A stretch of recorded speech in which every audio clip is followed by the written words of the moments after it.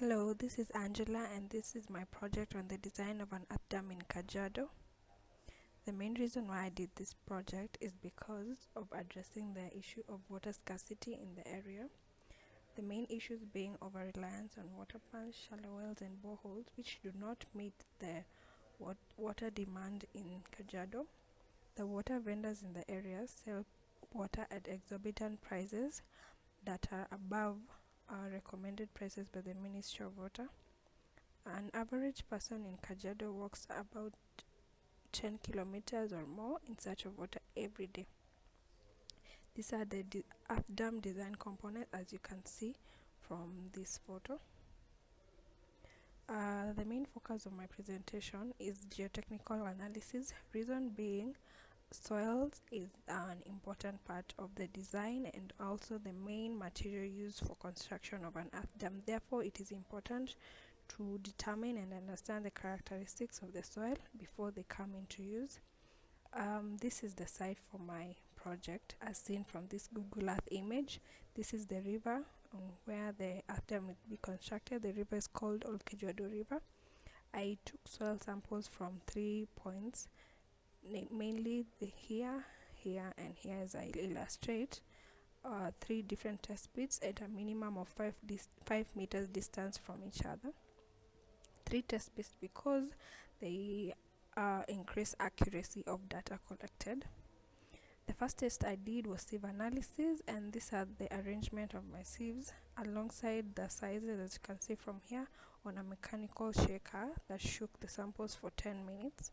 From these results, I did this analysis to determine percent passing as seen here, and also I calculated log of sieve sizes that was then used to draft this graph of percent passing against log of sieve sizes, and this graph was used to determine the size of particles at 60% passing, 30% passing, and at 10% passing.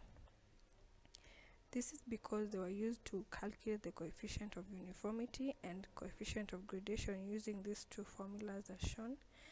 From results, an example of the value I got is coefficient of uniformity of 11.749 and coefficient of gradation of 0.8511.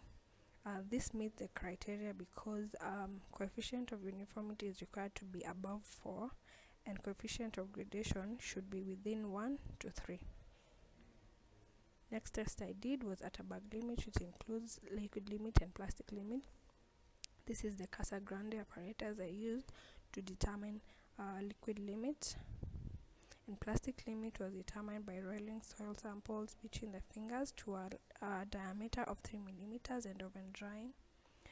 From the liquid limit test, these are the graph I got of moisture content versus number of blows, and checking at 25 number of blows you determine the liquid limit of the soil, and as shown in the table here, these are the liquid limits for each level of the soil profile and also the plastic index, which I calculated from this formula of liquid limit minus plastic limit.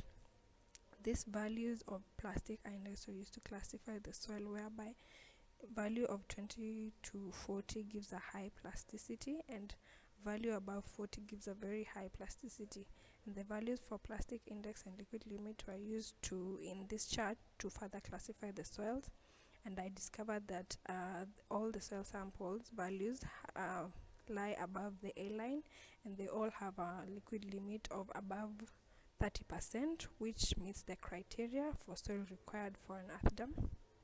The last test I did was hydraulic conductivity using the constant head method.